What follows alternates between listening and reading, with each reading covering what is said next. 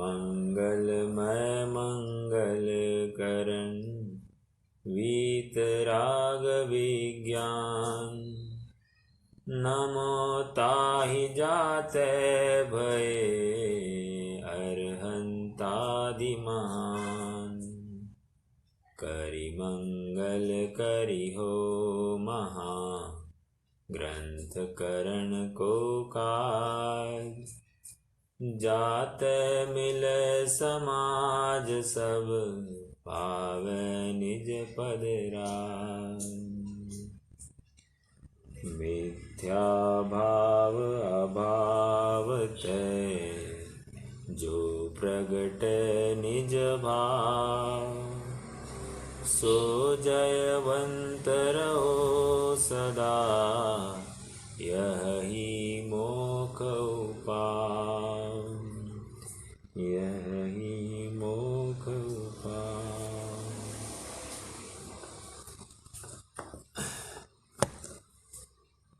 मोक्षमय प्रकाशक आचार्य कल्प पंडित टोडरमल जी द्वारा रचित यह अनुपम कृति हमारे जीवन में एक मार्गदर्शक के रूप में यहाँ पर खड़ी है। हमारा जीवन कैसा हो इसके लिए हर मुकाम पर हमारे लिए यह दिशा दर्शक ही हो सकती है, बशर्ते हम सच्चे समर्पण से इसे जाने पढ़े समझे तो। प्रकरण दूसरे अध्याय का चलेगा। दूसरा अध्याय संसार अवस्था का स्वरूप। और जैसे हमने कल थोड़ी चर्चा की थी कि पंडित साहब की थोड़ी शैली आज तक के आचार्य परंपरा से थोड़ी सी हटके है। हमने देखा कि आचार्य परंपरा में प्रथम चोट में वहाँ पर सम्यक दर्शन ज्ञान चारित्राणी मोक्ष मार्ग कहकर पहले मोक्ष मार्ग को बताया, लेकिन पंडित साहब यहाँ पर देख रहे हैं कि ये आज तक बहुत बार मोक्ष मार्ग को सुनते हुए भी अनसुना सा कर रहा है। इसलिए सर्वप्रथम हम इसको जो दुख भोग रहा है उन दुखों की प्रतीति कराएंगे, और एक बार उसका यथार्थ निर्णय हो जाए तो सहज ही उसे इच्छावान जानकर हम उसे मोक्ष का मार्ग भी दिखाएंगे।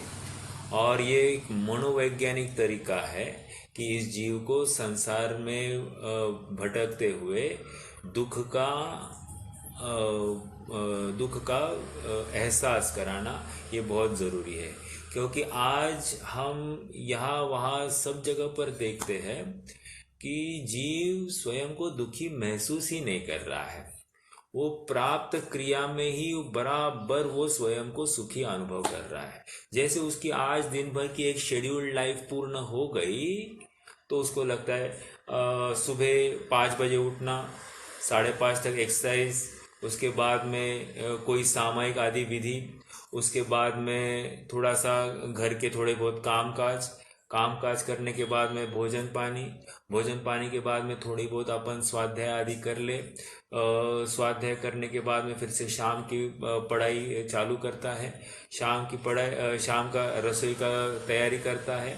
शाम का भोजन, थोड़ा सा दूध लाने की कोई मतलब हमारी कोई ज़रूरतें होगी मार्केट वाली वो पूर्ण करना, और 1-2 घंटा स्वाध्याय आदि में जुड़ जाना।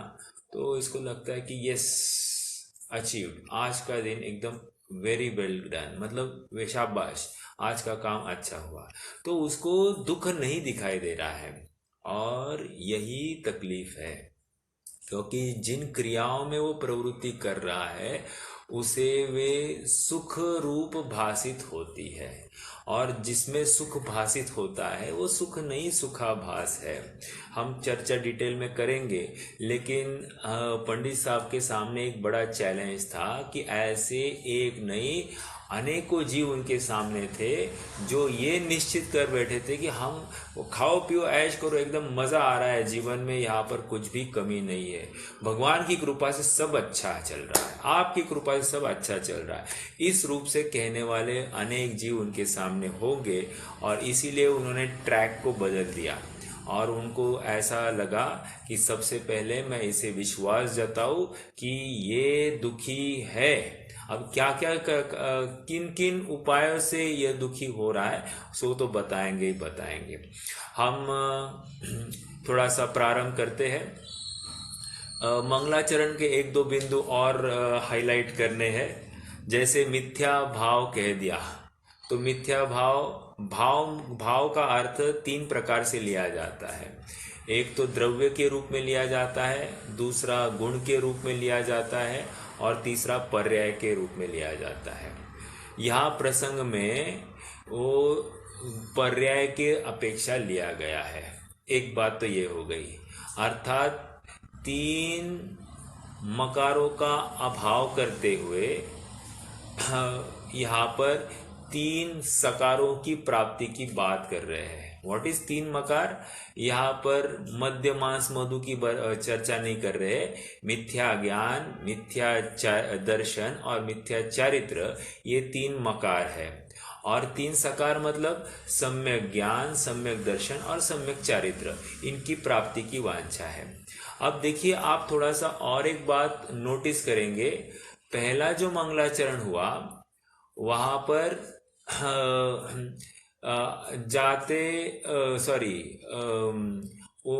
वहां पर त्रिकाली स्वभाव को नमस्कार करने के बल स्वरूप वहां पर अरहंत आदि महान हो जाते हैं। और यहाँ पर आप नोटिस करोगे वहां पर त्रिकाल स्वभाव को नमस्कार किया और एक यहाँ पर वर्तमान निज शुद्ध पर्याय को नमस्कार किया जो मोक्ष का कारण है। समझ में आया? दो इंपॉर्टेंट बातें। एक तो वहां पर त्रिकाली ध्रुव को नमस्कार किया और यहाँ पर एक ये जो वर्तमान शुद्ध रूप परिणमित हुई पर्याय है, सम्यक दर्शन, सम्यक ज्ञान, सम्यक चारित्र रूप, इसको नमस्कार किया। कैसे निश्चित किया?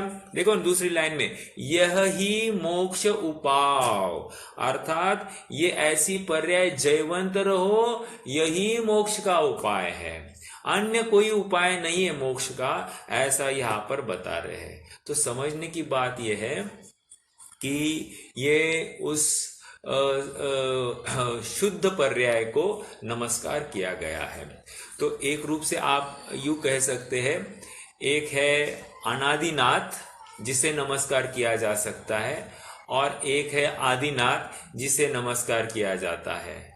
आदिनाथ तो एक पर्याय का नाम है और अनादिनाथ तो उस त्रिकाली ध्रुव का नाम है। और अनादिनाथ यह कारण समय सार है और आदिनाथ ये कार्य समय सार है। समझने की बात इतनी है कि यहाँ पर जो नमस्कार है ये अभी शुद्ध पर्याय को नमस्कार किया है और इसको साक्षात मोक्ष का कारण बता रहे हैं, मोक्ष का उपाय बता रहे हैं, है ना। तो पहले अरहंत आदि महान होने का कारण क्या है? त्रिकाली ध्रुव का आश्रय। अब यहाँ पर मोक्ष का कारण क्या है? तो कह रहे वो जो वर्तमान में जो शुद्ध पर्याय प्रकट हुई है वो मोक्ष का कारण है।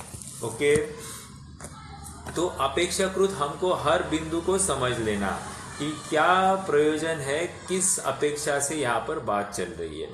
आइए थोड़ा सा हम शास्त्र का दूसरा अधिकार को प्रारंभ पढ़ते हैं।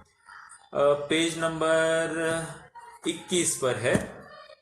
अब इस शास्त्र में मोक्ष मार्ग का प्रकाश करते हैं। देखो हर जहाँ तहाँ मोक्ष मार्ग का उदय होता है, मोक्ष मार्ग का प्रकाश करते, ऐसे ही टोन में बात कर रहे हैं। तो कितना विश्वास है हम अपनी स्वयं की कृति पर, ये हमको उनके हर एक स्टेटमेंट से वो कॉन्फिडेंस झलकता है। ओके, मतलब हम कुछ छोटी हल्की बात नहीं कर रहे, हम सांसारिक प्रयोजनार्थ कोई बात नहीं करने वाले, मोक्ष मार्ग को प्रकाश करेगा ऐसी बात हम बताने वाले। हल्की फुल्की आप इसमें नहीं लेना, ये बहुत बड़ी बात है। वहां बंधन से छूटने का नाम मोक्ष है। वेरी वेरी इंपॉर्टेंट, इस बिंदु के ऊपर थोड़ी चर्चा करनी है। बंधन से छूटने का नाम मोक्ष है। देखिए, हम बंधन किसको मानते हैं? मान लीजिए किसी को जेल में डाला जाए, बंदी गृह में डाला, ओके।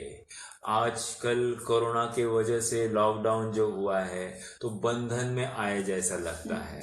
आज भी वो मास्क पहनना मतलब वो एक माथे के ऊपर बहुत बड़ी तकलीफ है, कहा वो सांस लेने में तकलीफ होती है, बंधन भाषित होता है। तो ये तो क्या है कि प्रकृति को जो चीजें हैं जिसे हमने इष्ट नहीं समझा है, उसको हम बंधन कदाचित मान लेते हैं। लेकिन यहाँ पर कह रहे हैं ये तो बंधन है ही है, लेकिन साथ साथ कह रहे दिन सुबह से उठकर रात्रि के सोने तक और रात्रि का सोना भी, ये सब क्या है? ये भी तो बंधन है, बंधन है। कैसे? कह रहे हैं कि देखो, सुबह उठते ही हम क्या करेंगे? मान लीजिए कोई ब्रश करता होगा, ठीक है, उसके बाद में क्या करते हैं? नाश्ता करते हैं। उसके बाद में क्या करते हैं? कोई फोन वादी करते हैं, किसी का फोन आया उसी को रिसीव करते हैं। कोई और क्या करेंगे? और फिर सुबह भोजन की तैयारी करेंगे, फिर भोजन करेंगे, फिर व्यापार आदि की चर्चा होगी, व्यापार के लिए जाएंगे, आदि आदि जो कुछ बातें हैं। तो कह रहे ये सब क्या है?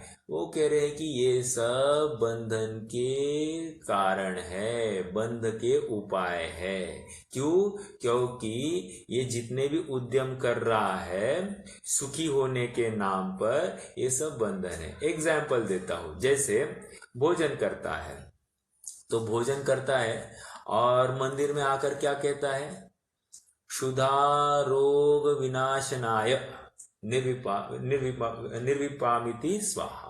तो कह रहे हैं कि क्षुधा का अभाव हो, तृषा का अभाव हो, आदि आदि कहकर ये कह रोग कह रहा है ना, वो खाने को रोग कह रहा है, पीने को रोग कह रहा है। और क्या ये खाते समय में, पीते समय में ये दुख महसूस करता है?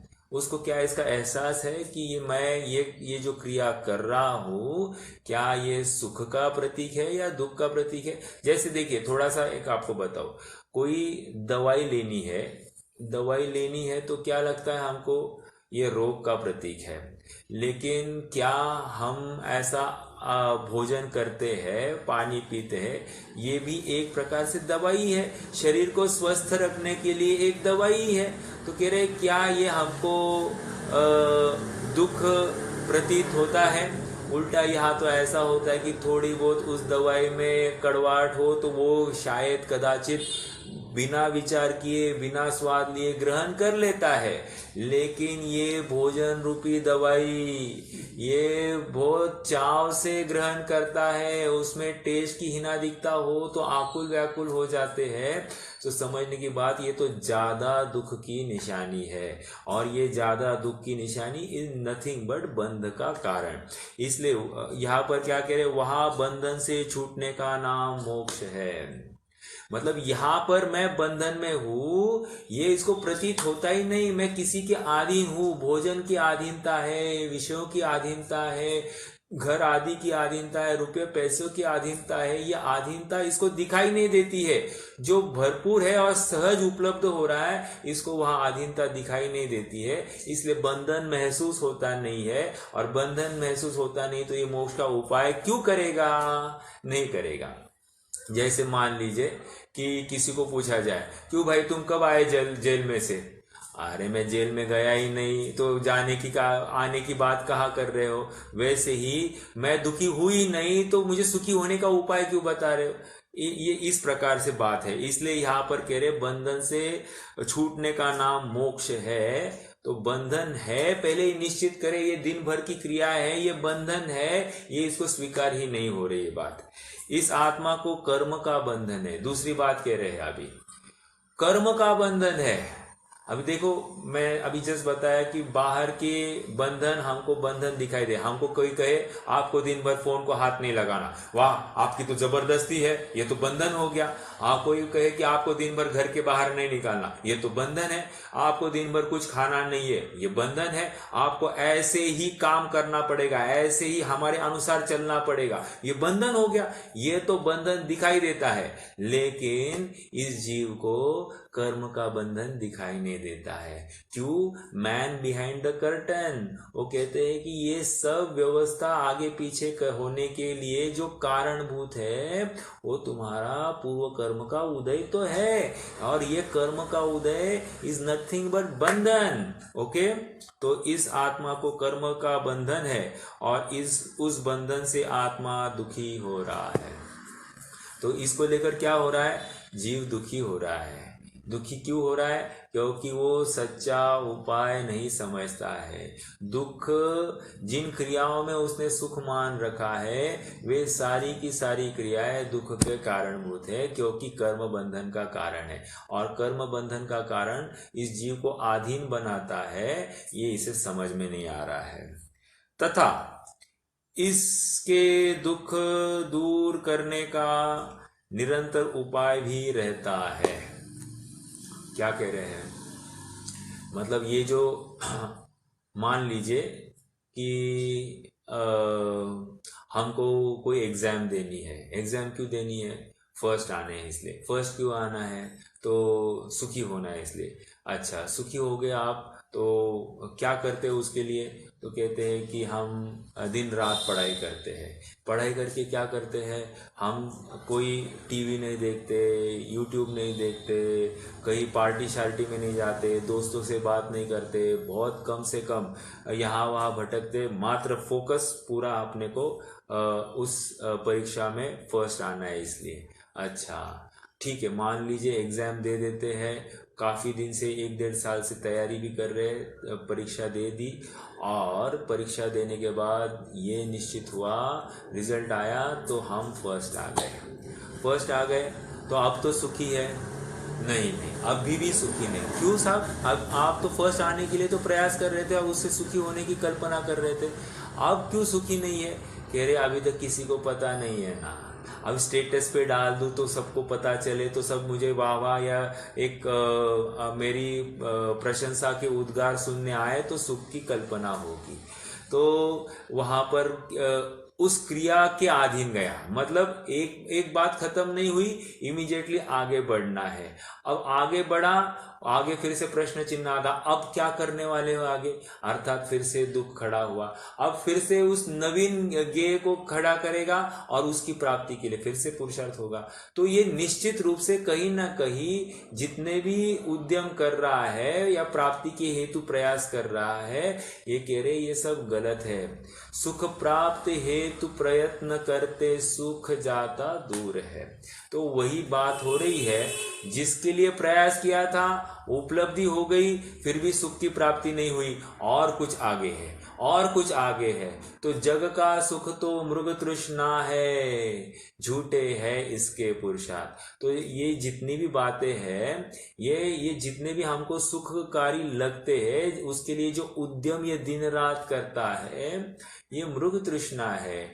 वहां तक पहुंचेंगे और गंतव्य आगे दिखेगा, वहां तक पहुंचेंगे और गंतव्य आगे दिखेगा। हमको सुख उस जगह पर नहीं दिखाई देता जहां पर हमने अभी देख रखा है, और यही इसके दुख की निशानी है, यही इसका बंधना है। ये इस जीव को समझ में नहीं आ रहा है, और ये उपाय कर रहा है। ऐसा नहीं कि कोई जीव सुख के लिए उपाय नहीं कर रहा है। एक चींटी भी जो यहाँ से वहां गमन कर रही है, वो सुख के लिए कर रही है। एक मच्छर भी भिनभिना रहा है हमारे कानों की तरफ, हमको काट रहा है, वो सुखी होने के लिए प्रयासरत है।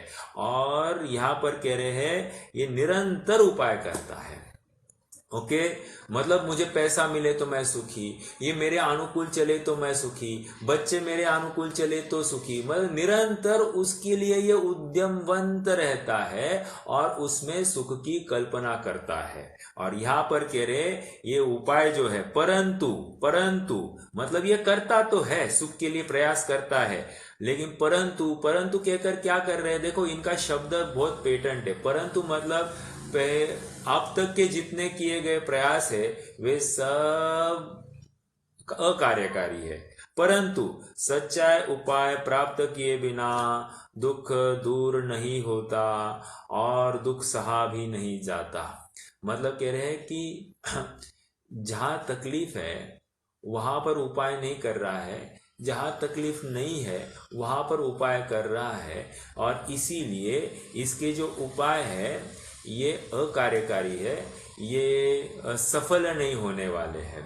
ओके, क्योंकि सबसे महत्वपूर्ण बात क्या है कि इसको यथार्थ सुख का की कल्पना नहीं है, और जहां सुख नहीं है वहां सुख की कल्पना कर बैठा है। और ये भ्रम जब तक हटता नहीं है तब तक ये कर्म बंधन से युक्त होगा, विपरीत ही पुरुषार्थ करेगा और सुखी नहीं होगा। चाहे फिर वो जिनवानी क्यों ना सुने, जिनवानी क्यों सुन रहा है, सब सुखी होने के लिए। अरे सुखी होने के लिए अगर जिनवानी सुनता है तो जिन वचनों को अंगीकार करके उसका जीवन में उतारना जरूरी है। यदि वो उतारता नहीं है, मात्र सुनता है, तो वो कार्य भी कार्यकारी नहीं हुआ, क्योंकि उसने मात्र सुनने तक कोई धर्म मान लिया और उससे मैं सुखी हो जाऊंगा या भविष्य में सुख का कारण है ऐसा मानकर इसमें प्रवृत्ति करता है, जो योग्य नहीं है। आगे दुख सहा भी नहीं जाता। दूसरी बात क्या कह रहे, वर्तमान में जितने भी उपाय कर रहा है वो कार्यकारी नहीं हो रहे, इसलिए दुखी हो रहा है क्योंकि सच्चा उपाय नहीं है और ये दुख सहा नहीं जाता। मैं हमेशा एक उदाहरण देता हूं, मान लीजिए कि हमने आज एक कार परचेस की। ओके, अब कार परचेस करते ही हमारे इमीडिएटली गाड़ी में बैठे ही नहीं या किसी को हमने मिठाई खिलाई नहीं, वाह बहुत बढ़िया गाड़ी है, क्यों सब अब कौन सी गाड़ी है, अब कौन सी गाड़ी लेने का विचार है, तो कहेंगे अगली बार हम ये गाड़ी लेंगे। कहने की बात यह है कि वर्तमान विषय को भोगा भी नहीं, इमीडिएटली आगे की कल्पना कर बैठा है। तो इसने जो उपाय, जिसने गाड़ी में ही सुख मान बैठा था, उसी गाड़ी की जस्ट प्राप्ति होते ही इमीडिएटली उसको अगला विषय सता रहा है, अर्थात ये उस विषय को भोग भी नहीं पा रहा है तो अगला विषय सता रहा है और उसकी फिर से दुख की कल्पना खड़ी हो गई है। समझ में आ रहा है? तो इसलिए इसके उपाय यथार्थ नहीं है। अगर वो गाड़ी से सुखी होता तो नवीन गाड़ी का विचार ही नहीं करता। समझ में आ रहा है? या फिर जैसे गाड़ी होती उस गाड़ी में वो एकदम आनंद मानता। मान लीजिए ब्रेक फेल हो गया गाड़ी का, सुखी होना चाहिए था लेकिन सुखी नहीं दिखाई दे रहा है, दुखी दिखाई दे रहा है। गाड़ी बंद पड़ती है रास्ते में तो सुखी होना चाहिए था, नहीं, वो दुखी दिखाई दे रहा है। इसका मतलब गाड़ी सुख का कारण नहीं, ये निश्चित होता है। तो यही कह रहे कि जो उपाय करता है वो सच्चे नहीं है और इसलिए इसका दुख दूर नहीं होता। ओके, और ये दुख सहा भी नहीं जा रहा है, क्योंकि एक तो पहली बात तो प्राप्ति हेतु प्रयास कर रहा है, वो मिल गई, मिलते ही उसका भोग वो यथार्थ रूप से भोग नहीं पा रहा है तो ये दुखी हो रहा है, इसलिए यह जीव व्याकुल हो रहा है। देखो, एक शब्द होता है आकुलता और एक शब्द है व्याकुलता। दोनों में कुछ फर्क है या एक सरीके है?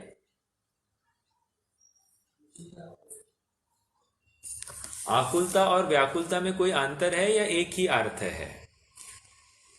अंतर है भैया। क्या अंतर है? व्याकुलता ज्यादा तीव्र है। अच्छा, व्याकुलता तीव्र है, राइट? ओके, देखिए, आकुलता मतलब मान लीजिए अभी वर्तमान में मुझे दुख हो रहा है और उस दुख को दूर करने का जो मैं उपाय कर रहा हूं ये आकुलता के खाते में लेंगे। ओके, अब मान लीजिए जो उपाय किया है उस उपाय का जो कोई रिजल्टेंट है वो रिजल्टेंट अपने इच्छा के अनुसार नहीं है, तो उसको लेकर मुझे व्याकुलता होगी। क्या इसका मतलब क्या? वो रिजल्टेंट एंड नहीं हो रहा है, तो इसको लेकर और व्यग्रता होती है, आकुलता हो, मतलब आकुलता की तीव्रता हो गई, इसको व्याकुलता कहेंगे। एक अपेक्षा तो एक अर्थवाची भी दिखाई दे रहा है, लेकिन एक अपेक्षा यह है कि आकुलता कम दुख है और व्याकुलता ज्यादा दुख है। और यहाँ पर जीव व्याकुल हो रहा है कह रहे हैं। व्याकुल मतलब ज्यादा दुखी हो रहा है, यह हमको समझना चाहिए। ओके, तो इस पहले पैराग्राफ में इतनी बात आ रही है कि जीव दुखी इसलिए है क्योंकि जो जो उपाय वो करता है सुखी होने के लिए वे यथार्थ नहीं है, और जो दुख का कारण है ऐसा कर्म बंधन उसे वो मानता नहीं है, और वो भी कहीं ना कहीं पूर्व का ही अपना पूर्वकृत क्रिया है, अपना पूर्वकृत उपार्जित किया हुआ कार्य है, ऐसा वो उसे स्वीकार करने में अभी तक समर्थ नहीं हुआ है, और वर्तमान में संयोगों को हटाना घटाना उसमें ही वो लगा रहा है और सुख को प्राप्त नहीं कर पा रहा है। दूसरा, अभी नेक्स्ट पैराग्राफ की तरफ बढ़ते हैं। अब दूसरा पैराग्राफ थोड़ा सा मैं आपको भूमिका बताऊंगा। ये है कि बता रहे हैं, एक उदाहरण दे रहे हैं वैद्य का और रोगी का।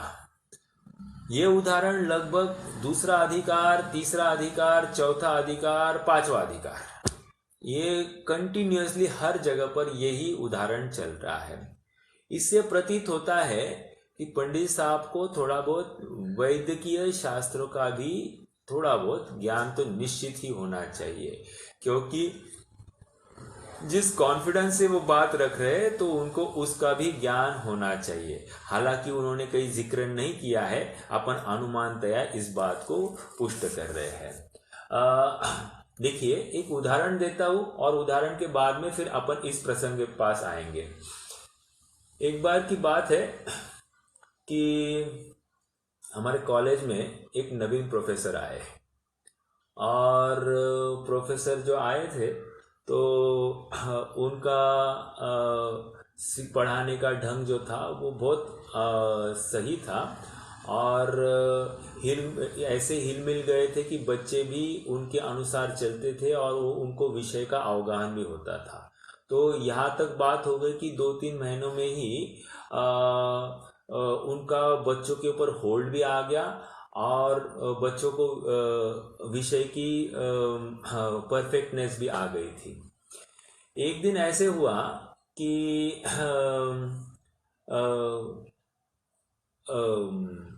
वहाँ पर 2 ग्रुप्स में एक झगड़ा चालू हो गया, और चूंकि ये दोनों ग्रुप के बच्चों से परिचित थे, ये प्रोफेसर ये चाहते थे कि वे फटाफट जाए और उस झगड़े को मिटाए।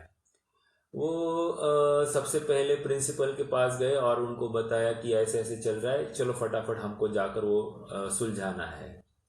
तो प्रिंसिपल ने कहा थोड़ा रुको, थोड़ा होश में काम लो, अभी नहीं जाना है हमको। तो क्यों कहा? तो कारण देते हुए प्रिंसिपल ने बताया कि यदि तुम जाओगे और वहाँ पर मध्यस्थी करने जाओगे तो होगा और कुछ नहीं, दोनों में से एक किसी का मस्तिष्क बिगड़ जाएगा और वो तुम्हारे ऊपर ही हमला बोल देगा, तुम्हें तो अपमानित होना ही पड़ेगा, और तुम्हारी सब जो प्रसिद्धि है वो धुल मिल जाएगी, इसलिए अभी जाना इष्ट नहीं। एक बात। दूसरी बात यह है कि वो जो दोनों झगड़ा कर रहे हैं वो इतने थक जाने दो कि उनको लगे कि हाँ अब कोई आए और हमको थोड़ा सा अलग कराए, तो फिर तब जाना तुम्हारा सार्थक होगा। हुआ ऐसे ही, थोड़ा सा वे थक गए झगड़ा करते करते, और फिर ये पहुंचने के बाद में उन्होंने दोनों को समझाया, मन मुटाव दूर कराया और दोनों शांत हो गए। तो ये कब हुआ? जब उन दोनों को लगा कि हमको आकर कोई छुड़ाए, तब जाकर तुम्हारा जाना कार्यकारी हुआ। ये इतना बड़ा उदाहरण इसलिए दिया क्योंकि ये पंडित साहब भी इसी तर्ज पर एक उदाहरण देने वाले हैं। जब तक सामने वाले को जरूरत नहीं है तब तक तुम वहां इंटरवीन करना तुम्हारा कार्यकारी नहीं है।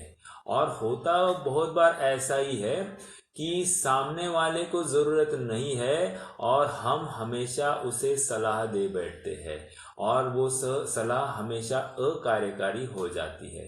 इसलिए हमको चाहिए कि यदि सामने वाला पूछे और हमको उसका उपाय मालूम हो तो हम उसे सलाह दें।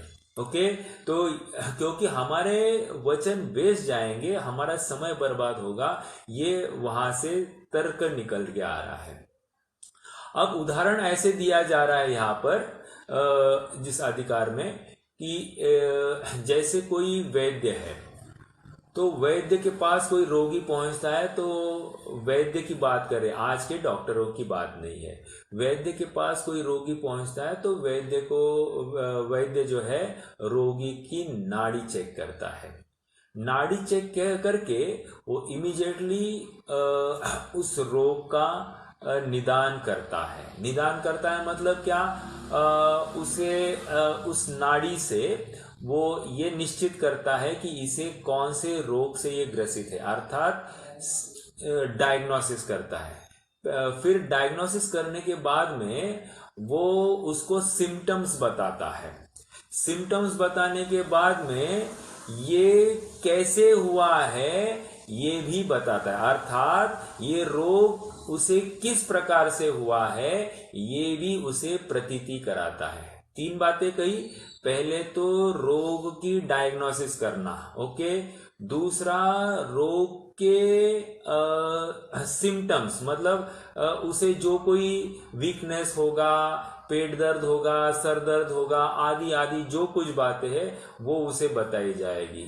तीसरी बात, उसे ये क्यों हुआ है ये भी बताया जाता है, प्रतीति कराई जाती है कि तुमने जो भूतकाल में जो कोई परहेज पाले नहीं है, अनाप शनाप बाजार की चीजें, कलर मतलब जो बिस्किट्स, ब्रेड्स या टोस्ट, ये जितने भी बेकरी प्रोडक्ट्स है या फिर होटलिंग के प्रोडक्ट्स तुमने जो कुछ खाए हैं उसकी वजह से तुम्हें ये दिक्कत हो गई है। तो ऐसे इस प्रकार से उसे प्रतीति कराते हैं। या फिर बहुत तला हुआ खाया होगा, वॉट एवर इट इज। तो फिर आगे बढ़ते हैं। अब कहते हैं कि उसे पहले तो किस प्रकार हो गया वो प्रतीति कराई, अब उसे ये बताएंगे कि अब डरो मत, अब हम तुम्हें ठीक कराएंगे कि तुम्हें जैसा रोग हुआ है वैसे ही हमने हजारों मरीजों को ठीक किया है। तो उसे विश्वास दिलाए। फिर वो किसी मरीज के पास ले जाएगा, उसे बतलाएगा कि देखो इसको पूछो इसे क्या बीमारी थी, ये भी तुम्हारे जैसी बीमारी थी, इसे भी ऐसी तकलीफ थी, इसके सिम्टम्स भी ऐसे हैं, इसने भी तुम्हारे जैसे ही ऐसे विकृत खान पान किया है इसलिए ये रोगी हुआ है। तीसरी बात, इसे भी ऐसे ही प्रॉब्लम्स होते थे कि मतलब जो तकलीफें तुम्हें हो रही थी वैसी इसे भी तकलीफ हो रही है, इसका मतलब इसे भी वही रोग था। अब इसे हमने जो दवाई दी है इसे भी पूछो, अब ये कैसे फील करता है इसे पूछो, तो ये अब ठीक हो गया है, तुम भी इससे निर्णय कर लो। तो क्या हो गया, इसने विश्वास जताया कि इससे ये ठीक हो जाएगा।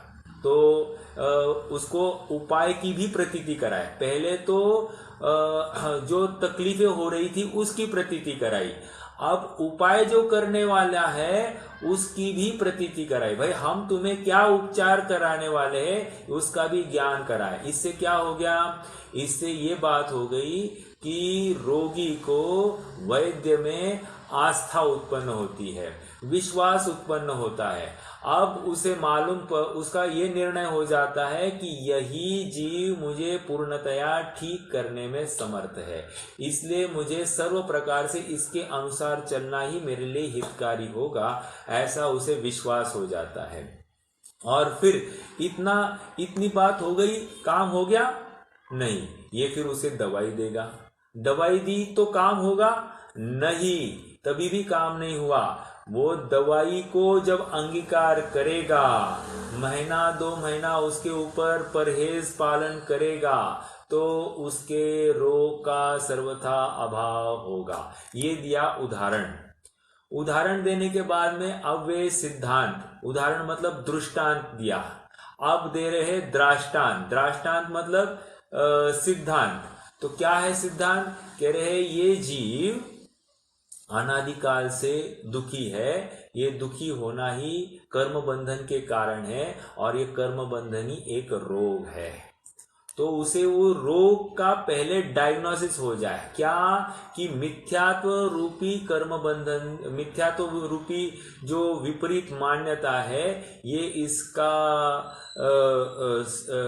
रोग है। उसे उसने जांच किया, उसके बाद में ये क्यों हुआ है? इसने परद्रव्य में एकत्व ममत्व किया है, इसने परद्रव्य को अपना माना है, उसमें राग द्वेष किया है, इसकी वजह से उसे ये रोग हो गया है।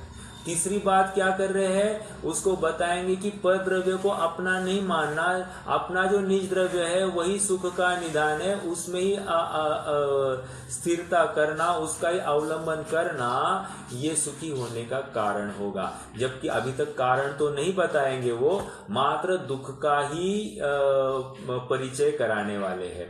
तो ये 2 पैराग्राफ्स का एक सेंट्रल आइडिया है। अपन अभी इस आइडिया को, मतलब इन 2 पैराग्राफ्स को पढ़ते हैं, और फिर कुछ विशेष होगा तो इसके ऊपर चर्चा करेंगे। देखिए, इस प्रकार जीव को समस्त दुख का मूल कारण कर्म बंधन है, उसके अभाव रूप मोक्ष है, वही परम हित है। मतलब मोक्ष ही हितकारी है। संसार की कोई भी अवस्था सुखकारी नहीं है, चाहे वो देव पर्याय क्यों ना हो, भोग भूमि की पर्याय क्यों ना हो, या फिर यहाँ पर चक्रवर्ती आदि की पर्याय क्यों ना हो। कह रहे यह सुखरूप नहीं है, ये बंधन वाली ही अवस्था है, और जहाँ बंध का अभाव है, ऐसी मोक्ष दशा ही परम हित रूप है, परम सुख रूप है। ओके, आत्म को हित है सुख, सो सुख आकुलता बिन कहिए। आकुलता शिव माहिन ताते, शिवमग लाग्यो चाहिए। कहने की बात इतनी है कि आत्म का हित कहाँ है? सुख में। सुख कहाँ है? मोक्ष में। और मोक्ष कैसे होता है? वो बिना आकुलता का होता है। व्याकुलता जहां पर नहीं हो, वहां पर सुख है, और वही मोक्ष दशा है। तथा उसका सच्चा उपाय करना वही कर्तव्य है। देखिए, यहाँ पर सबसे पहले कंडीशन जो है ये बता रहे हैं, मतलब ये उदाहरण देकर ये समझा रहे हैं, होकर निराश सब जग भर से, अब सिद्ध शरण में मैं आया। वो जब तक जगत से निराश हुआ नहीं है, तब तक यहाँ पर आने का कोई वास्तविकता, सफलता दिखाई नहीं देती है। जैसे ही जगत दुखरूप है, जगत किसी प्रकार से मुझे सुखी करने में समर्थ नहीं है, ये विश्वास नहीं होता है, तब तक वो यहाँ पर नहीं आएगा। और इसीलिए यहाँ पर कह रहे पहली कंडीशन, तुम्हें सुखी होना है तो तुम्हें सब जगह पर तुम ठुक पिट के आए हो, ये निश्चित होना पड़ेगा। और उसके लिए वो कह रहे हैं कि मूल कारण कर्म बंधन है, इसके अभाव रूप मोक्ष है, वही परम हित है, तथा उसका सच्चा उपाय करना वही कर्तव्य है। Now open this, what is कर्तव्य? कह रहे कर्तव्य बच्चों को खाना खिलाना पिलाना ये कर्तव्य नहीं है, ये गृहस्थी को चलाना ये कर्तव्य नहीं है, या फिर विषयों की व्यवस्था करना अपने घर वालों की ये कर्तव्य नहीं है, या फिर अपने स्वयं की शरीर की व्यवस्था ठीक करना ये कर्तव्य नहीं है। कह रहे हैं सच्चा उपाय करना यही कर्तव्य है, अर्थात सच्चा निर्णय करना कि मैं सुखी कैसे हो सकता हूँ, इसका विचार विवेक होना, इसमें ही चिंतन मनन करना, यही इसका कर्तव्य, और उसके अनुसार आगे बढ़ना इसका कर्तव्य कह रहे हैं। कर्तव्य विषयों की मांग करना या विषयों को इकट्ठा करना, सोना चांदी इकट्ठा करना, रुपया पैसा इकट्ठा करना, सबको अपने अनुकूल करना, ये कर्तव्य नहीं है। अपना कर्तव्य सुखी होना है, और सुखी कैसे हुआ जा सकता है? यथार्थ उपाय करने से, तो वही अपना कर्तव्य है। इसलिए इसे उपदेश देते हैं। क्या कर्तव्य है तुम्हारा, तुम्हें क्या करना चाहिए और क्या नहीं करना चाहिए, इसका ही हम उपदेश देंगे। चौथी गाथा समय सार, या बार बार याद आती है।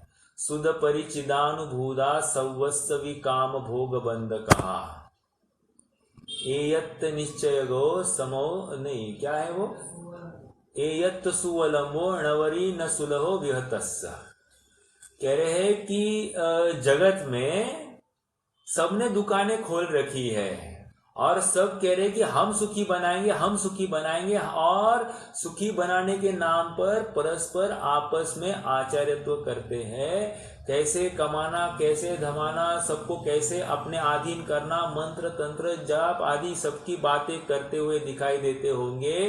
कह रहे ये सब ठगाने की दुकानें हैं। ये एक भी तुम्हें सुखी करने के लिए समर्थ नहीं है, क्योंकि ये सच्चे उपाय नहीं दिखाते हैं, विपरीत उपाय दिखाते हैं। और इसीलिए हम तुम्हें यथार्थ उपाय दिखाएंगे, उस एकत्व विभक्त आत्मा को ही दिखाएंगे, जिसे ना तूने आज तक सुना है और ना उसका कभी ग्रहण किया है। जब तक तू इसे सुनेगा नहीं, तब तक तू उसे ग्रहण करने के लिए पुरुषार्थ नहीं करेगा, और जैसे ही ग्रहण करने के लिए पुरुषार्थ करेगा, तुम सुखी हो जाओगे। तो यहां पर सच्चा उपाय बताएंगे। आगे, वहां जैसे वैद्य है, अब उदाहरण चालू हो गया। वहां जैसे वैद्य है, सो रोग सहित मनुष्य को प्रथम तो रोग का निदान बतलाता है। ओके, कि इस प्रकार यह रोग हुआ है। दो, देखो मैं 3-4 बातें कहूंगा, अपन नंबरिंग करेंगे। तथा उस रोग के निमित्त से उसकी जो जो अवस्था होती है सो बतलाता है। पहले तो क्या किया, डायग्नोसिस की, एक। दूसरा क्या किया, वो रोग में इसकी क्या क्या अवस्थाएं होती है, दो।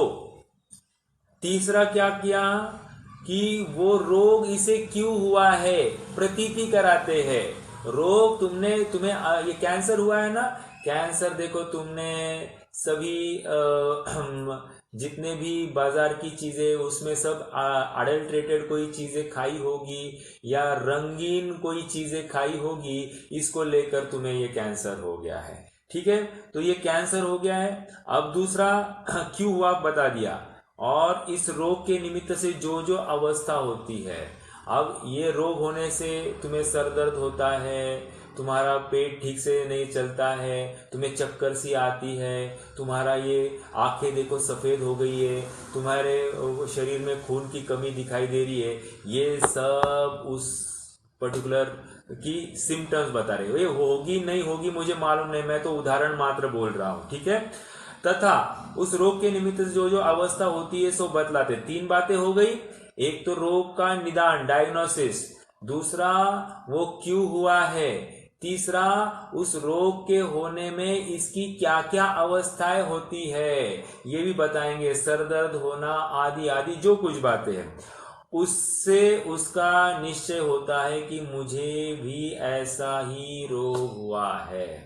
मतलब जब तक उसे ये मालूम ही नहीं पड़े मुझे ये, अपन मान लो डॉक्टर के पास जाए, मेरे चाचा जी है, चाचा जी मान लो सच्ची बात है, वो चाची जी को दिखाने के लिए डॉक्टर के पास गए थे, या फिर कोई वो नॉर्मल टेस्ट चलती है ना, उसके लिए गए थे। एक एज हो गया इसलिए, और उनकी कोई स्ट्रेस टेस्ट हो गई और डॉक्टर ने कह दिया कि अरे तुम्हें तो हार्ट अटैक, मतलब तुम्हारी एक नली तो एकदम चोकअप है, 90% ब्लॉक है। लेकिन फिर उन्होंने कहा मुझे तो ऐसा कोई भी प्रॉब्लम नहीं दिखाई देता है। तो डॉक्टर ने कहा प्रॉब्लम इसलिए नहीं दिखाई दे रही क्योंकि तुम पैदल चलते ही कहाँ हो, कि तुम्हें थकान सी हो जाए, तुम काम करते ही कहाँ हो, यहाँ घर में बैठते हो और मोबाइल पे या लैपटॉप पे ही तुम्हारा सब व्यापार आदि चलता है, तुमके शारीरिक श्रम है नहीं, तो तुम्हें कैसे प्रतीत हो कि तुम्हें तकलीफ हो गई है। तो बाद में फिर वहां पर दिखाया कि ये तुम थोड़ा सा चल कर देखो, तुम्हें थकान हो रही कि नहीं हो रही। हाँ हो रही है, हो रही है, इसका मतलब ये तुम्हारी जो एक नली है वो नली चोक हो गई, 90% चोक हो गई है, उसमें से ब्लड पास नहीं हो रहा है, आदि आदि जो कोई बातें हैं, तो इसका ऑपरेशन करना जरूरी है। ये देखो आप बताएंगे, ये देखो ये हमने इतने इतने ऑपरेशंस किए, हम फॉरेन में जाते हैं, फॉरेन में ये इतने ऑपरेशन हम डेली करते हैं, और हम कुछ नहीं आधे घंटे में ऑपरेशन करते। हम तो पैर की भी नली निकालेंगे नहीं, हम तो ऊपर के ऊपर ऐसे ही वहां से ही कुछ ट्विस्ट करेंगे और हम वही के वही फिक्सिंग कर देंगे, और तुम्हें लिखित रूप से हम तुम्हें गारंटी देंगे कि तुम 25 साल तक तुम्हारा ये हार्ट चलेगा। अब क्या हो गया, ये इसने उपाय भी बताया, हम क्या करने वाले, पहले रोग में क्या क्या दशाएं होती थी ये बताया, अब रोग का उपाय क्या है, उसको ठीक करने का उपाय क्या है ये भी बता रहे हैं। और उपाय कराने के लिए क्या करते हैं, ये रेफरेंस देते, देखो हम ये पेशेंट था इसको ठीक किया, ये पेशेंट को ऐसी तकलीफ थी इसको ठीक किया। तो इससे क्या हो गया कि इसको विश्वास हो जाता है कि हाँ मेरे प्रॉब्लम और इस पेशेंट के प्रॉब्लम दोनों सेम है, और ये ठीक हो गया है तो मैं भी ठीक हो सकता हूं, ऐसा इसे दृढ़ विश्वास होता है, निश्चय होता है। हाँ मुझे ये रोग हुआ है, ये इसको भी ऐसा ही रोग हुआ था, इसने ये दवाई इससे ली तो ये ठीक हुआ, तो मैं भी इसके पास से ये दवाई लूंगा तो मैं भी ठीक होऊंगा, ऐसी इसे दृढ़ विश्वास हो जाता है, निश्चय होता है कि मुझे ऐसा ही रोग है। फिर उस रोग को दूर करने का उपाय अनेक प्रकार से बतलाता है, अनेक प्रकार से बतलाता है मतलब ये 10-15 रोगियों को मिला देता है, जाओ तुम मिलो, इनको मिलो, देखो हमारे केस पेपर्स निकालो, किसी को भी आप फोन कर लेना, परस्पर पूछ लेना उनको क्या तकलीफ थी और वे हमने उनको क्या उपाय दिया और वे ठीक हुए कि नहीं, आप आपके लिए स्वयं के लिए कंफर्म करना। तो ये रेफरेंस फैक्टर्स देता है, रेफरेंस फैक्टर्स देना मार्केटिंग में एक बहुत बड़ा गुण माना गया है। क्यों, रेफरेंस के बलबूते इसका विश्वास और दृढ़ होता है कि हाँ इसी के माध्यम से मुझे उपाय करना योग्य है। देखो मार्केटिंग में जब भी जाते हैं ना, स्पेशली जहाँ पर ये बताना होता है, कन्विंस करना होता है कि हमारा प्रोडक्ट ऐसा है, तो उसको कहते देखो आपके बाजू वाले हैं ना, बाजू वाले ने हमारे से 2 कॉपी ऑर्डर की, ये है ना, इन्होंने और कुछ हमसे मंगवाया, तो वो जितने भी ये परिचित है ना आजू बाजू वाले, जिनको ये जानता है उनका परिचय देता है और उन्होंने भी अपना प्रोडक्ट लिया है ऐसा विश्वास जताता है। तो फिर इसको सहज ही लगने लगता है हाँ उन्होंने किया है तो इसमें कोई ना कोई ये ठगने वाला व्यक्ति नहीं है, ये प्रामाणिक है, और वो रेफरेंस के बल पर ये मेरा भी इससे सद जाएगा, ऐसा विश्वास सामने वाले को हो जाता है। वैसे ही यहाँ पर बात चल रही है, रेफरेंस दे रहे हैं कि अनेक प्रकार से विश्वास दिलाते हैं कि हम जो उपाय करने वाले हैं और इसके पहले हमने जो उपाय किए हैं उससे कितने जनों को लाभ हुआ है, ये उसको विश्वास दिलाएंगे। उपाय के ऊपर हमने चर्चा की। दूर करने का उपाय अनेक प्रकार से बतलाता है और उस उपाय की उसे प्रतीति कराता है, मात्र उपाय नहीं कराता है हम तुम्हें ये दवाई देंगे, ऐसा करेंगे, वैसा नहीं, प्रतीति भी कराते हैं, हमने यही दवाई किसी और को दी है और उसको कैसे लाभ हुआ, ये उसे प्रतीति कराई जाती है। इतना तो वैद्य का बतलाना है, मतलब अब तक तो क्या चल रहा था, उसको खाली उसका ब्रेन को एक फ्रेश करने की बात चल रही थी, जो कोई नेगेटिविटी थी उसको दूर करने की बात थी और वो नेगेटिविटी दूर हो गई है। अब उसे पूरा विश्वास हो गया है हाँ ये इसी से मुझे अब माल खरीदना, मतलब मेरा उपाय कराना है, अन्य कहीं मुझे जाने की जरूरत नहीं, मैं एकदम सही जगह पर आ गया हूं, ऐसा उसे विश्वास हो जाता है। तथा अब देखिए यह कोई कहे इतना तो हो गया तो मैं आपसे दवाई ले लूंगा तो काम होगा, तथा यदि वह रोगी उसका साधन करे, मतलब कह रहे हैं कि मात्र तुमने उपाय क्या करने वाला है इतना तुमने समझ लिया तो काम नहीं होने वाला है, तुमको हमारी दवाई भी लेनी पड़ेगी। हाँ ठीक है सर, हम आपकी दवाई घर ले जाएंगे। ओके, तो तब तो काम हो गया? नहीं, तब भी काम नहीं हुआ, तुम्हें वह दवाई को ग्रहण करना पड़ेगा। जब तक ग्रहण नहीं करते हो तो दवाई साथ ले जाने का काम नहीं है, कोई लाभ नहीं होगा। जैसे कोई पेशेंट है, क्या तो तुम्हें लाभ हुआ? नहीं हुआ। क्यों नहीं हुआ? तुमने क्या किया था? सर आपने जो दवाई दी थी वो मैंने ली थी। ली थी मतलब कैसे ली थी? ये आपने दी और मैंने ली थी। अच्छा, तुमने ये गलत किया, तुमने ये ली, लेकर अपने पास में रखी, उसको ग्रहण नहीं किया। तुम्हें तो वो ग्रहण करनी थी। जब तक तुम ग्रहण नहीं करते थे तब तक तुम्हें फल मिलना योग्य नहीं है। तो इसी प्रकार यहाँ पर कह रहे हैं कि तुम्हें जो दवाई दी जाएगी और तुम लोगे मतलब मात्र अपने पास रखना नहीं है, उसको तुम्हें ग्रहण करना है। जब तक ग्रहण नहीं करोगे तो दवाई असर नहीं करेगी। तथा यदि वो रोगी उसका साधन करे मतलब उसको इम्प्लीमेंट करे, मात्र लेने तक नहीं, ग्रहण करने तक, तो रोग से मुक्त होकर अपने स्वभाव रूप प्रवर्ते मतलब निरोगी अवस्था को प्राप्त हो जाएगा। अर्थात शरीर की जो व्याधि थी उस व्याधि को दूर कर देगा। यह रोगी का कर्तव्य है। मतलब एक था वैद्य का कर्तव्य, एक है रोगी का कर्तव्य। देखो, यदि कोई लड़का है, बच्चा कोई गलती करता है, तो मान लीजिए, बच्चे छोड़ दिए, एक नौकर है, नौकर कोई गलती करता है, तो क्या करना चाहिए? गलती को देखकर नौकर की उस गलती को रेक्टिफाई करना है। नौकर को हटाना ये कोई उपाय नहीं है।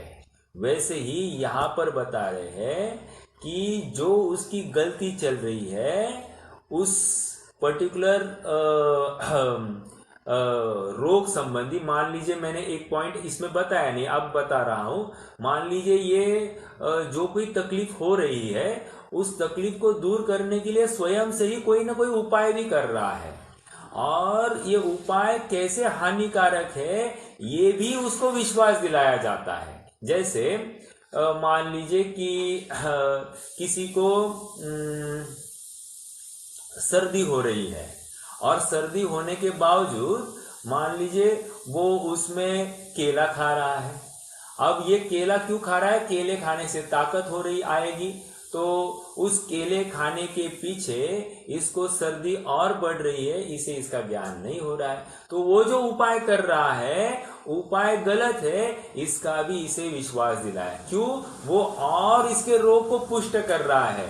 तो जितना पुष्ट करेगा उतना उस रोग को उखाड़ने के लिए बहुत तकलीफ होगी। देखो, मैं आपको बताऊं, जैसे अभी थोड़ा सा मैं बीच में बीमार हुआ था। जब बीमार हुआ तो मैंने क्या किया, मैंने बहुत सारे फल खाने चालू कर दिए, और इतने फल खाए कि उन फलों को खाकर मुझे खांसी बहुत हो गई, और वो खांसी लगभग महीने तक चली, 1 महीने तक। क्यों? क्योंकि मैंने जो उपाय किया था वो उपाय गलत था, उसने मेरे रोग को और बढ़ा दिया। ओके, मतलब घटाने के बदले और बढ़ा दिया था। तो वैसे ही यहाँ पर कह रहे हैं कि ये जीव जब रोगी, स्वयं को रोगी अनुभव करता है, तो वो उपाय जो करता है, कभी कभी वे उपाय भी विपरीत होते हैं, रोग को और पुष्ट करते हैं, तकलीफें और बढ़ा देते हैं।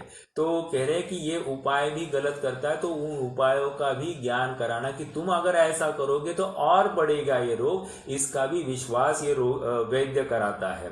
अब इतना सब तो वैद्य ने किया, वैद्य ने इतना सब ज्ञान कराने के बाद में यदि वो उसका साधन ना करे, अर्थात उस दवाई को ना ग्रहण करे, तो क्या होगा? ये दुख, मतलब उस रोग से रहित नहीं होगा, निर्विकल्प जो स्वास्थ्य रूप जो अवस्था है इसकी प्राप्त नहीं होगी। तो मैं ये कह रहा था, नौकर को हटाना नहीं है, नौकर के गलती को सुधारना है। वैसे ही यहाँ पर कह रहे हैं रोग हुआ है तो रोग संबंधी जो कोई गलत क्रियाएं हैं और उस रोग, इन दो बातों को हटाना है, रोगी को हटाना नहीं है। समझ में आया? तो अपने आप ये स्वस्थ हो जाएगा और सुख को प्राप्त होगा। अब अगला पैराग्राफ देखते हैं। उसी प्रकार यह कर्म बंधन युक्त जीव प्रथम तो कर्म बंधन का निदान बतलाते हैं। तो कर्म बंधन मतलब मिथ्यात्व से कर्म बंधन है, तो कह रहे हैं कि मिथ्या कर्म बंधन हमने डायग्नोस किया कि तुम्हें भोजन खाने को अच्छा लगता है, हाँ बहुत अच्छा लगता है। मीठा खाओगे तो और अच्छा लगता है, हाँ बहुत अच्छा लगता है। तुम्हें कोई डांटता है, फटकार तुम्हें बुरा लगता है, हाँ बुरा लगता है। तुम्हें लगता है कि मुझे थोड़े से भोग मिले, रुपया पैसा, सोना चांदी, अच्छे अच्छे नवीन नवीन कपड़े, हाँ हाँ अच्छा लगता है। तुम्हें लगता है क्या कोई तुम्हारी बहुत प्रशंसा करे, हाँ लगता है। तुम्हें लगता है क्या तुम्हें और पैसा कमाना चाहिए, यहाँ करो ये करो वो करो, हाँ लगता है। तो कह रहे हैं ये सब तुम्हारा रोग की निशानी है। ओके, तो सबसे पहले क्या किया? निदान किया कि इसे जो जो अवस्थाएं होती है, तो अवस्था के बल स्वरूप ये कर्म बंधन से युक्त जीव है, एक। दूसरी बात, उस कर्म बंधन में इसकी क्या क्या क्रियाएं होती है, दो। तीसरी बात यह है कि इसमें वो दुखी हो रहा है, तीन। ओके, और ये रोग का उसका ज्ञान करा है। देखो, उसी प्रकार यह कर्म बंधन से युक्त जीव को प्रथम तो कर्म बंधन का निदान बतलाते हैं, मतलब हमने डायग्नोस कर दिया। दूसरा कि ऐसे ही कर्म बंधन हुआ है। कर्म बंधन क्यों हुआ, ये बात नहीं कही। कर्म बंधन तुम्हें क्यों हुआ? क्योंकि तुमने पर द्रव्य में एकत्व ममत्व किया। ओके, तो कर्म बंधन हुआ है, तथा उस कर्म बंधन के निमित्त से इसके जो जो अवस्था होती, अवस्था मतलब जो कोई प्रॉब्लम्स इसके दिखाई दे रहे थे, वो विषयों में सुख मान रहा है, आदि आदि जो कुछ है, वो विषयों को हटाकर या सामने वाली वस्तु को हटाकर सुखी होने की कल्पना करता है, ये सब बातें कह रहे, उसकी अवस्थाएं होती है, वह भी बतलाते हैं। उससे जीव को निश्चय होता है कि मुझे ऐसा ही कर्म बंधन है, अर्थात इसी प्रकार का रोग है। ठीक है, तथा उस कर्म बंधन के दूर होने का उपाय अनेक प्रकार से बतलाते हैं। अब ये जो यहां तक क्या किया, यहां तक तो ज्ञान किया कि तुमने जो पर द्रव्य में एकत्व ममत्व किया, तुमने सोचा कि मैं रुपया पैसा कमाऊंगा तो सुखी होऊंगा, तो ठीक है साहब, रुपया पैसा कमा लिया, सुखी हो गए। नहीं सुखी हुए तो फिर क्या किया तुमने? सोचा अभी नहीं हुआ तो एक काम करता हूं, मैं एक बंगला गाड़ी खरीदता हूं तो सुखी हो जाऊंगा। तो मैंने बंगला गाड़ी खरीद ली, तो भी सुखी नहीं हुआ। तो क्या करना, इस बंगले में किसको रखना?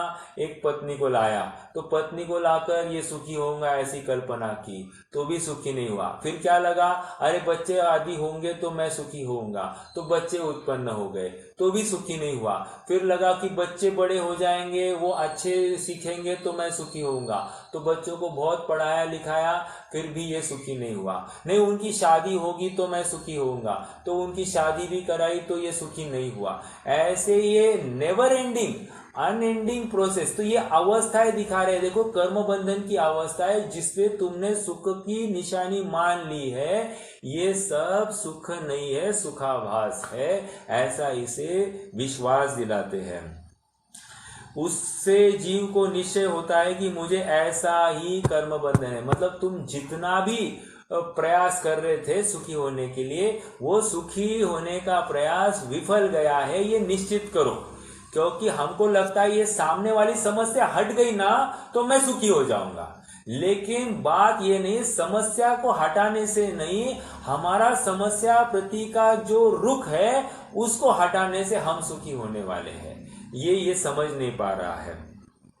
तथा उस कर्म बंधन को दूर होने का उपाय अनेक प्रकार से बतलाते हैं और उस उपाय की इसे प्रतीति कराते हैं। प्रतीति कराते मतलब ये देखो, ये मुनिराज जो आगे बढ़े हैं, ये देखो अरहंत परमात्मा जो आगे हुए हैं, ये आज सर्व प्रकार से सुखी हुए, ये देखो सिद्ध भगवान जो सर्व प्रकार से सुखी हुए हैं, ये इन्होंने भी, ये भी तुम्हारे जैसे ही रोगी थे और इन्होंने भी इन संयोगों में इष्ट अनिष्ट कल्पना छोड़ दी और उनसे अपना उपयोग को हटाकर एक अपने शुद्धात्मा को समझकर उसमें स्थिर हो गए और वे एकदम उत्कृष्ट सुख को प्राप्त हो गए।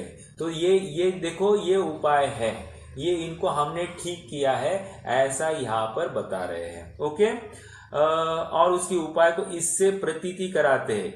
इतना तो शास्त्र का उपदेश है, अर्थात तुमने आज तक जितने भी निर्णय किए, सुखी होने के नाम पर तुम जितने भी प्रयास करते थे, तुम और गर्त में खोते जा रहे थे और विपरीत मार्ग में जा रहे थे। देखो, एक उक्ति आती है कि विपरीत मार्ग पर बढ़े हैं तो अब पीछे हम बहुत आगे बढ़ गए हैं, अब पीछे मुड़ना हमको ठीक नहीं लग रहा है, इसलिए हम सोचे कि नहीं और इसी मार्ग में आगे बढ़ेंगे तो वो हमारी गलती होगी। जहां हमको निश्चित हो गया कि हाँ हम अब विपरीत मार्ग में है, वहीं पर मुड़ने में ही समझदारी है। नहीं तो आज तक जो जो प्रयास किए थे वे ही प्रयास आगे भी करते रहेंगे तो क्या समझदारी हो गई। हमने विपरीत ही बात को अंगीकार किया, या भले ही हमने जिन वचन सुनकर भी हमने उपाय भी सुन लिए, लेकिन सुनकर उनको ग्रहण नहीं किया तो क्या लाभ हुआ। ये जिन वचन सुनना भी व्यर्थ हुआ, निरर्थक हुआ। तुम तो सुखी होने से रहे, अर्थात वंचित रहोगे सुख से। इसलिए जिन वचनों को ग्रहण करके उसके अनुसार प्रवर्तन करना ही कार्यकारी है, तभी तुम निरोग अवस्था को प्राप्त होगे। यह तुम्हारा कर्तव्य है। देखो, यदि यह जीव उसका साधन करे तो कर्म बंधन से मुक्त होकर अपने स्वभाव रूप प्रवर्ते, यह जीव का कर्तव्य है। मतलब जीव ने यदि यथार्थ पुरुषार्थ नहीं किया, यदि उसे ये विश्वास ही नहीं हुआ कर्म बंधन से मैं दुखी हूं, तो प्रयास क्यों करेगा। और जिसे उसने समझ रखा है कि इतना हट जाए तो मैं करूं, इतना हट जाए तो मैं करूं, इतना मिले तो मैं करूं, तो भी वो सचमुच वो सुखी होने के लिए तैयार नहीं है। उसने अभी भी संयोगों में ही, होने नहीं होने में ही सुख दुख की कल्पना की है। और ये उसकी भ्रांति है कि रे जहां खड़ा है वहां से तुम सुखी हो सकते हो, उस समय तत्क्षण तुम सुखी हो सकते हो, बशर्ते तुम पर द्रव्य में इष्ट अनिष्ट की कल्पना करना छोड़ दो। और वो जैसे ही करेगा ये स्वभाव रूप प्राप्त हो जाएगा, यही उसका कर्तव्य है। ये आप पंडित साहब बताएंगे। अब आगे चलकर ये जीव किस प्रकार कर्म बंधन से युक्त है और कर्म बंधन से इसकी क्या क्या अवस्थाएं हुई है, ये सब बताने वाले। और इसके लिए वे स्टार्ट करेंगे कर्म बंधन अनादि से है, अनादि का फ्लो दिखाएंगे और अनादि में द्रव्य कर्म भाव कर्म इसकी परंपरा दिखाएंगे। और उसके बाद में वो कैसे छूट सकता है, आदि आदि सब बातें यहाँ से बताई जाएगी। लेकिन एक बेसिक से चालू करने वाले हैं। थोड़ा कर्णानियोग का भी विषय होगा, गोमट सार का भी प्रकरण थोड़ा सा आएगा इसमें, तो इंटरेस्टिंग होगी। लेकिन इन्होंने जिस प्रकार से इसको बांधा है, इस ग्रंथ को घड़ाया है, ये बहुत अद्भुत है और बहुत सरल शैली में प्रस्तुत किया है। हमको शास्त्रों के अनेक अनेक सिद्धांत यहाँ पर घटित होते हुए दिखाई देंगे। तो अपन करेंगे चर्चा, तो हमको और महिमा आएगी इस विषय की। कोई प्रश्न है तो पूछ सकते हैं, नहीं तो जिनवाणी स्तुति करते हैं।